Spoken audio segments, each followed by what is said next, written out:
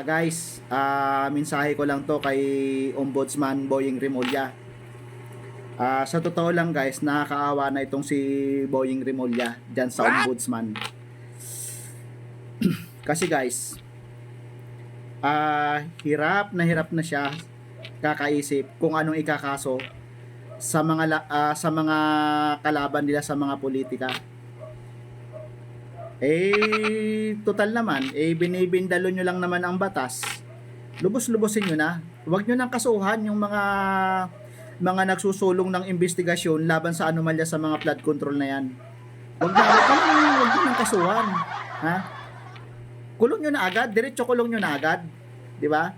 Yun nga ang mahirap nakalulungkot mga kababayan, kasi kung sino pa yung mga nagsusulong ng investigasyon laban sa mga magnanakaw sa kaban ng bayan, yun pa yung kinakasuhan.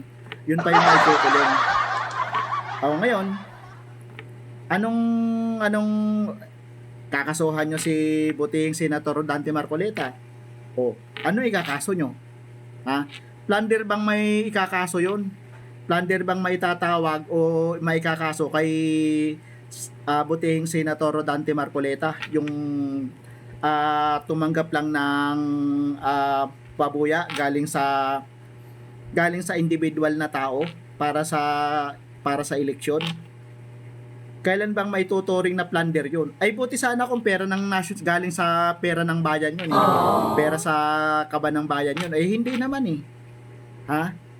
Hindi naman yung nakalulungkot, kinakasuhan yung mga hindi magnanakaw. Ang ngayon, yung mga magnanakaw, andyan ang sarap-sarap ng buhay, haya-haya ang buhay ng mga buayang mga magnanakaw dyan. Andun dyan, yung iba dyan nasa Kongreso, yung dyan nasa Senado, yung iba nga tumakas na sa ibang tumambling na nga sa ibang bansa yung mga magnanakaw ng mga buaya dyan Tapos ang ikinakasuhan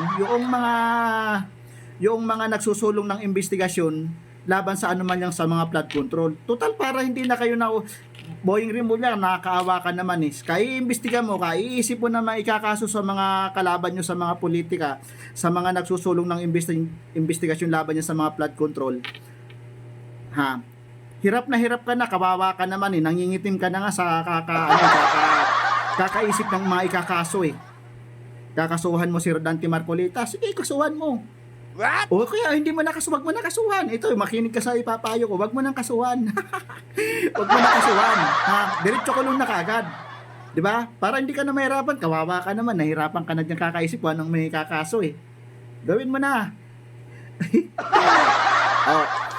Ngayon, yung mga matutoong mga magnanakaw diyan, ha? Ayan lang, tiba-tiba, paldong-paldo. Tapos